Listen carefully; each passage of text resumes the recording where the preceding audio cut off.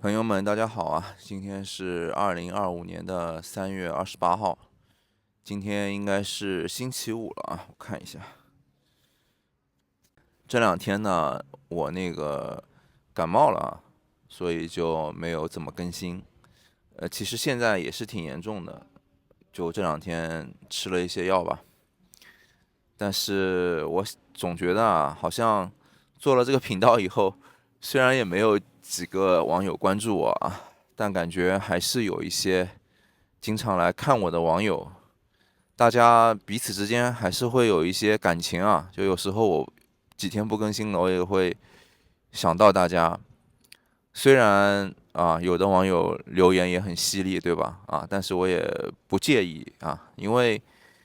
你出来发视频嘛，总会有人给你这样那样的评论啊，这个也很正常。所以呢，我今天还是就下楼，一边稍微坐一会儿啊，一边还是录个视频。那么先回答网友几个问题吧啊。首先啊，有网友问我，就是现在这个美股啊到底怎么样了？自从我上次更新美股视频到现在也挺久了啊，就一直没有发过。美股呢，我上次最后一次更新的时候，我记得我说过它是一个震荡的情况。那现在我依然觉得是一个震荡的情况啊。当然了，就是有些股票呢是可以去呃看一看是不是在一个很好的位置啊，可以去买。我自己已经买了一些啊，但是呢，就你也不能说它还没有继续下跌的可能性，对吧？我的逻辑是什么呢？我觉得就是现在市场上啊，所有的对美股的判断呢，有一些是恐慌性的啊，比如说他们认为，川普的那个贸易战啊，这样的一个事情吧，就导致了美股大量的下跌，大幅的下跌。可事实上，它也没有就是说完全的去执行啊。那么这个呢，就是在短期时间里面，其实美国的经济本质上并没有产生很大的变化，对吗？就像现在黄金涨得很高啊，还有就是美股跌得很低。我觉得这都是一种什么？一种就是资本或者说庄家吧，在背后他的一种判断，对吧？就你不能说他操控啊，你只能说他根据一种趋势啊，他做的买进卖出的一种方式吧。因为像贸易战呢，虽然也是很残酷的啊，因为其实有很多网友到现在他也不太理解，就是贸易战到底是什么啊？关税战。那贸易战呢，就简单的说啊，就比如说中国和美国，那么中国向美国出售它的商品，对吧？那么美国觉得中国出售的商品赚的钱太多了因为美国它卖给中国的东西没有那么多，那么美国他就觉得他需要向中国的商品征收关税啊。那么现在川普的执行的呢，其实是有一点像中国过去改革开放刚开始的一些战略啊。比如说他说你来我这边开厂，对吧？那我就不给你加关税因为他们也发现就是过去美国想的是一种就是我来搞高端的设计然后呢生产这些东西呢我让给这些第三世界国家，对吧？就穷一点的国家但是中国这边呢，你来我这边开厂，利用我的廉价人工没有关系，但是呢，你要跟我就是技术转让或者技术合作就是不能完全的我只做代工，对吧？所以呢，中国通过了这个几十年呢，赚了钱，也积累了一些技术，那么也就是现在说的中国的它的技术升级那么美国这边，像川普他是发现问题的他就觉得我要把这个制造业就拿回来，对吧？就像台积电像一些什么别的公司最近又说要向那个欧洲的车商，对吧，去征税啊，就是你造车在我这造啊，那你给我的那个工人发工资，对吧，就增加就业。所以他的思路是这样子的啊，但是呢，这是一个很漫长的过程啊。就简单的说，就现在一下子加了关税，那么确实，如果那些厂商啊，就是制造出口产品的这些厂商，他会因为就是东西贵了，一下子卖不出去了嘛，对吗？因为你东西一贵，就是美国的消费者他觉得怎么东西一下贵了这么多，我就少买一点，那么会导致这些厂商啊就生存很困难。其实我觉得，就川普他这边他也是，就美国这边嘛，他是，他是仔细研究过的，对吧？比如说啊，像中国，那么很多企业啊，比如说搞“一带一路”的、搞基建的啊，全是一些国有企业、国资企业，对吧？那么一般出口的啊，可能是一些小型企业啊，就个人企业。那中国不是有过去说这个民营企业它承担了多少这个就是工作嘛，所以它对你进行贸易这个收关税，那么这些出口其实对那些中小企业打击是很大的。那么中国这边能不能就是给到这个中小商家这么多补偿呢？可能啊有一些这种贷款啊或者什么的啊，但是就没有办法，对吧？因为太多了，太多了啊，所以他们不可能给那么多民营企业、那么多中小厂家，就是钱上的支持，那么就会导致啊厂关闭，人家老板生意做不下去了，要不就搬走，对吧？搬到美国，要不就是厂关闭啊，那就很多人就要失业。所以呢，它这个贸易战的本质呢，它就是啊，你要不呃跟我好好谈一谈，答应我条件，不然的话我就让你关门，让你失业，对吧？它是这样的一种思路。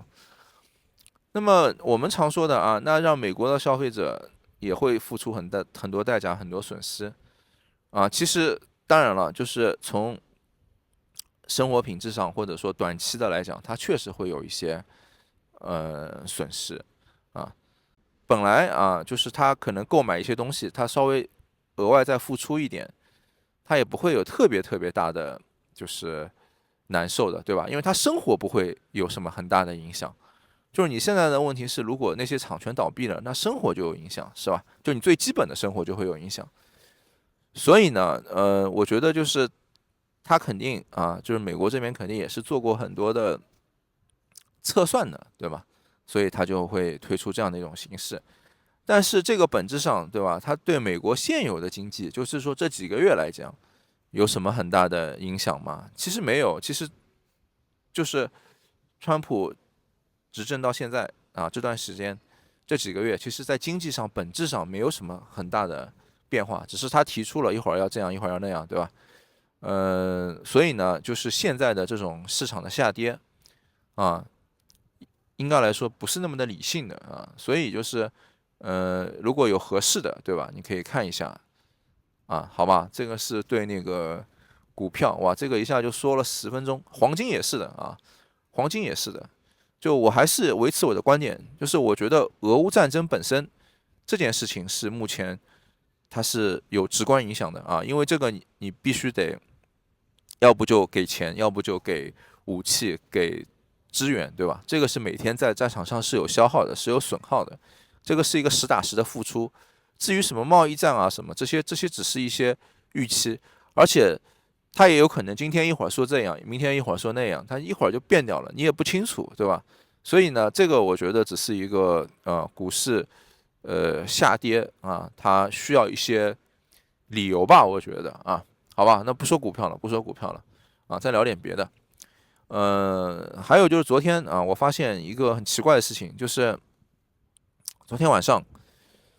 就欧洲的时间啊，大概11、12点左右，突然那个欧元对人民币啊，就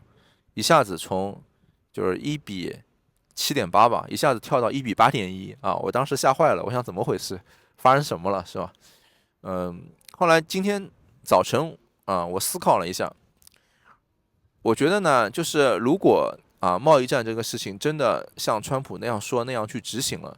那么中国的出口未来它肯定是要，就是像欧洲啊或者其他国家更那个多卖点东西，简单的说，对吧？就是美国这边如果需求变少了，实在大家谈不拢，那只能卖给欧洲，卖给别的国家，对吗？那所以呢，它这个人民币对欧元，它就要下跌啊。那么这个呢，就会对，嗯，对，就是广大的，比如说现在很多移民，对吧？就有问题了啊，因为你本身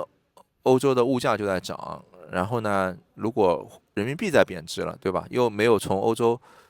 赚到钱的，那么你就会生活的成本会支出。另外一点呢，就是昨天有一个在巴塞罗那的一个网友吧，他跟我说，他说他从那个中国的银行要转一笔钱转到那个西班牙的银行，为什么呢？因为他那个非盈利他要续他的居留了。就非盈利，他这个居留要续要看你银行账户里面的这个存款。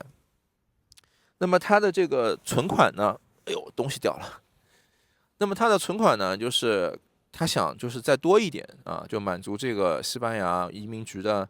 要求，所以他就转过来。但是他转过来，他发现就转不了，就是给他的条件就是要他提供一些证明。